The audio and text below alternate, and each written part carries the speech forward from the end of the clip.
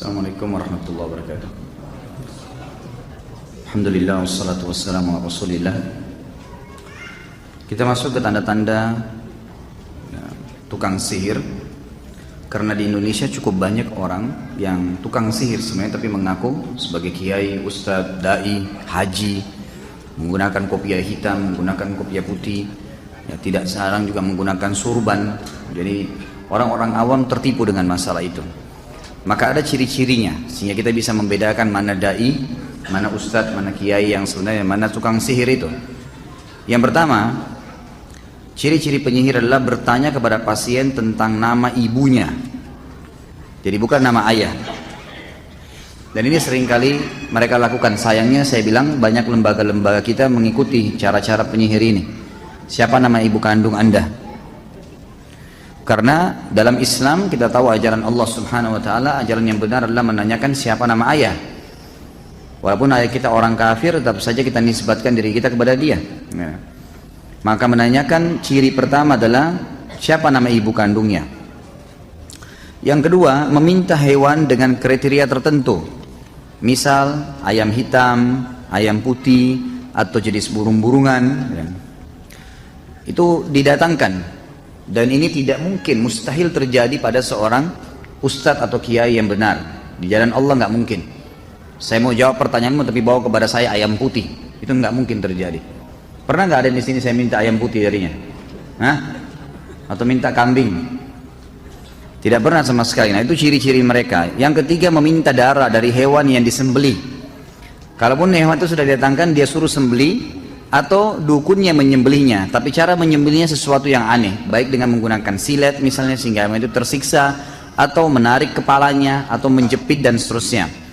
Dan itu tanpa menyebut nama Allah. Selain menyembelihnya, selain cara yang Islam, cara yang diajarkan oleh Allah, juga dengan cara darahnya diambil, lalu dioleskan darah tersebut pada bagian tubuh pasien yang sakit atau yang datang mengeluh, dan memerintahkan agar sembelian tersebut tidak dimakan tapi dibuang di tempat-tempat reruntuhan atau dekat batu atau pohon, yang memang sebenarnya tujuannya untuk dijadikan sebagai sesajen bagi syaitan-syaitan yang telah membantu para dukun-dukun itu.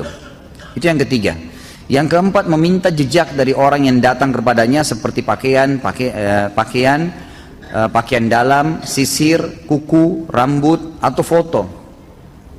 Dan tentu di buku ini ada gambar ya, contoh rambut yang diikal-ikalkan. Mungkin karena kecil tidak kelihatan, tapi yang jelas kalau antum memiliki buku ini akan kelihatan ya. Mungkin Pak Diarto bisa dekatkan kameranya biar jelas gitu ya.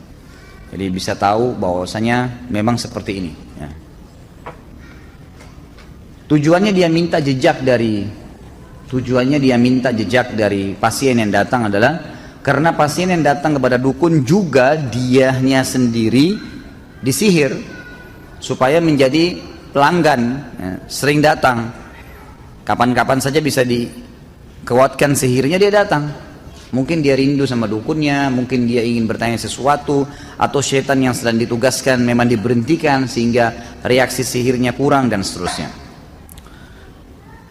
Kemudian yang kelima, menulis mantra-mantra, simbol-simbol, huruf-huruf lepas, nomor-nomor atau dalam persegi empat atau lingkaran, baik itu dalam tulisan Arab atau tulisan yang lainnya.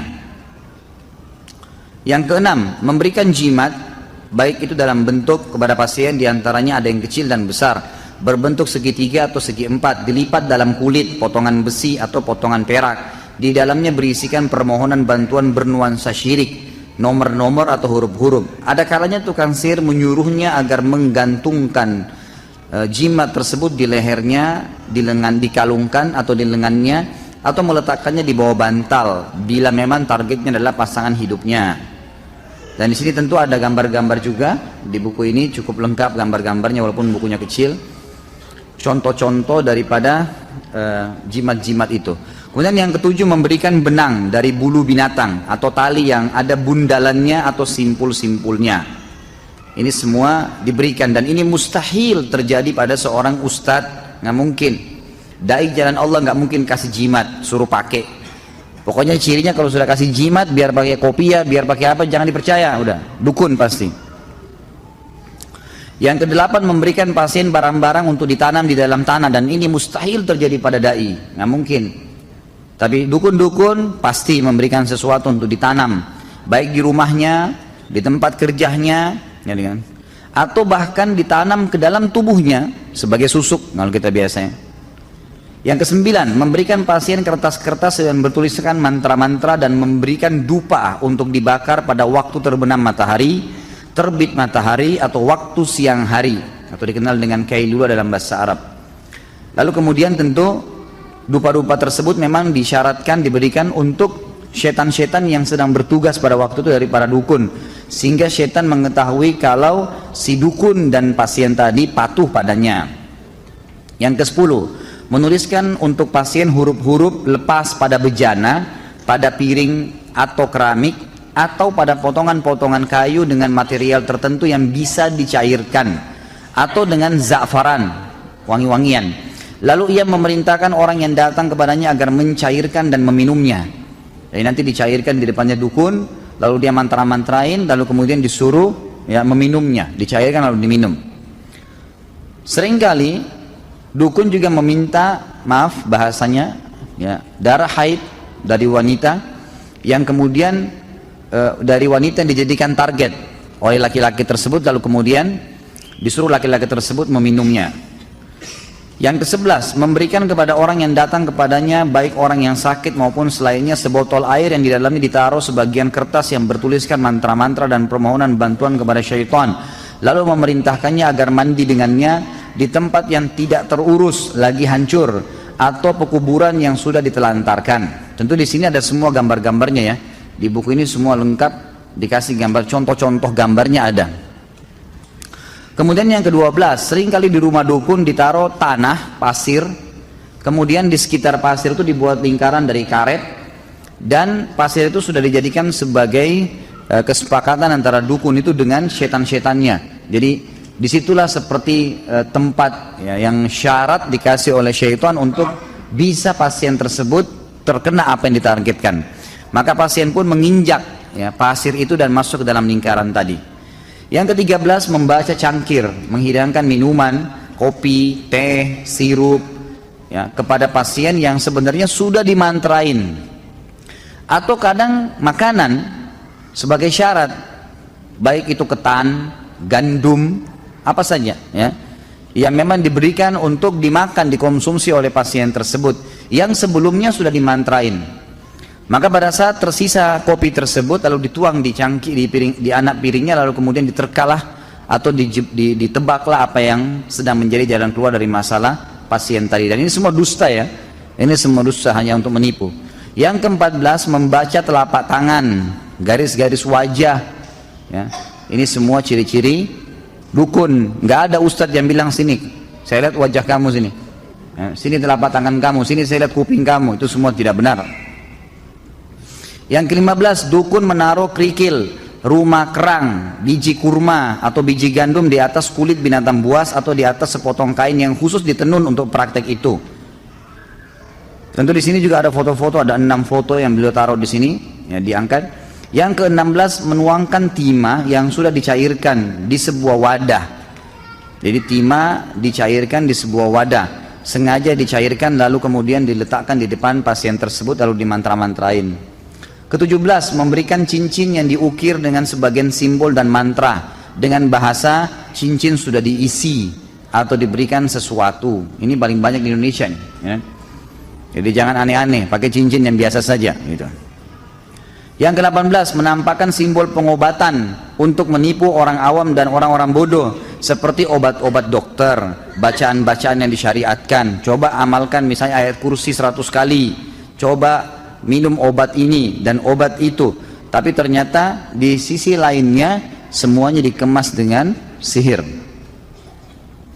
Karena ayat Al-Quran bila ditambah satu huruf atau dikeluarkan satu huruf atau ditambah bahasa daerah atau nama seseorang, sudah berubah fungsi dari Al-Quran menjadi alat sihir. Jadi misal orang baca ayat tertentu kemudian dipotong tengah-tengah lalu dimasukkan bahasa daerah atau nama orang, atau dikurangi satu huruf ditambah satu huruf, maka cukup untuk menjadi alat sihir. Ke-19, menyuruhnya agar menggantungkan kharaza. Kharaza ini manik-manik biasanya berwarna biru, atau wada'ah, rumah kerang di leher hewan tunggangan atau kendaraan atau di dalam rumahnya. Jadi ini biasanya dibuat dengan ukiran-ukiran tertentu ya. Ke-21, tukang sihir menulis ya, Al-Quran, kemudian ditetesi darah haid untuk merendahkan Al-Quran. Menulis sebagian ungkapan-ungkapan syirik, simbol-simbol, permohonan batuan dan tulisan-tulisan yang keji atas Allah Subhanahu wa Ta'ala. Jadi biasanya ada ayat Al-Quran digunting oleh dukunnya, lalu dicelupin di darah haid, lalu dibilang dibungkus dengan kertas, ini simpan untuk menghina, seperti itulah. Kadang-kadang Al-Quran dibagi dua, dipotong, lalu ditaruh. Pernah kebongkar di Saudi itu, saya lihat cuplikannya, sampai Al-Quran dimasukin ke WC.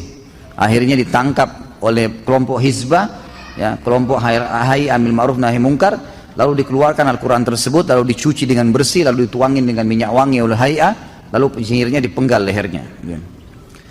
22, tukang sihir atau dukun memberikan kepada orang yang datang kembali kepadanya benda-benda aneh, seperti telur yang bertuliskan mantra atau tulisan Arab, atau gembok yang dilipat dengan kulit dan mantra. Ini semua mustahil ada pada seorang dai atau ustadz, nggak mungkin. 23, menyuruhnya agar membawa kulit serigala atau giginya, atau mengikatkan benang-benang hitam pada mobilnya. Semua itu termasuk ketergantungan kepada selain Allah. Seperti di sini ada gambar juga mobil truk, biasanya di spionnya besar supaya selamat dikasih kain hitam, gitu kan? Jadi ada gambar-gambar dikasih. 24, meminta benda-benda aneh yang sulit untuk dipenuhi jika pasien tidak mampu mendatangkannya karena si dukun mau menipunya, mau mengambil uang darinya. Maka tukang sihir meminta sejumlah uang besar darinya seraya mengatakan, aku akan mendatangkannya untukmu dari Raja Jin. Di antara contohnya, meminta 11 tikus yang ditangkap pada malam pada waktu siang, atau meminta tikus yatim atau kerabuta. Ya, ini saya sebagai ustadz aja baru tahu ada tikus yatim ya. Susah tuh kena nyari tikus yang mati ayahnya kan. 25, tukang sihir atau dukun mengabarkan identitas seseorang, namanya, nama ibunya, daerah asalnya, dan problem yang sedang dihadapinya yang karenanya dia datang. Jadi ternyata semua dukun itu, semua dukun, di depan rumahnya ada syaitan yang ditugaskan sama dia. Syaitan ini setiap ada pasien datang, bekerja sama dengan korinnya orang itu, pendampingnya dari syaitan. Jadi mereka komunikasi, ini orang ada masalah apa sih, korinnya tahu semua nih. Orang ini begini, orang ini begini, orang ini begini, lagi ada masalah rumah tangganya, lagi begini, lagi pusing dengan masalah kerjanya, lagi punya utang, dilaporin semua. Jin, syaitan yang bekerja sama dukun ini datang melapor, nih orang begini, nama orang tuanya, nama semua. Begitu masuk, kamu si fulan ya, nama ayah kamu ini ya, nama ibu kamu ini ya, dan seterusnya. Gitu kan? Maka ditebak semua, kau punya masalah ini kan, kau punya masalah ini kan. Maka itu semua ciri-ciri dukun. Kalau ustadz mustahil tahu masalah itu. Gitu kan? Kemudian 26, memberikan air kepada sebagian pasien seraya memerintahkannya agar meletakkannya di bawah cahaya bintang-bintang. Itulah yang biasa mereka sebut dengan air yang terkena cahaya bintang. Ini termasuk praktek para tukang sihir. Yang ke-27, qomat kamit dan membaca azimat dan mantra-mantra yang tidak bisa difahami maknanya. 28, ciri yang terakhir adalah menyuruh pasien agar membundali benang-benang dan tali-tali pada pohon tertentu, sehingga pasien tersebut meyakini benang itu bisa memberikan manfaat. Seperti itulah, ini ciri semuanya dukun dan penyihir.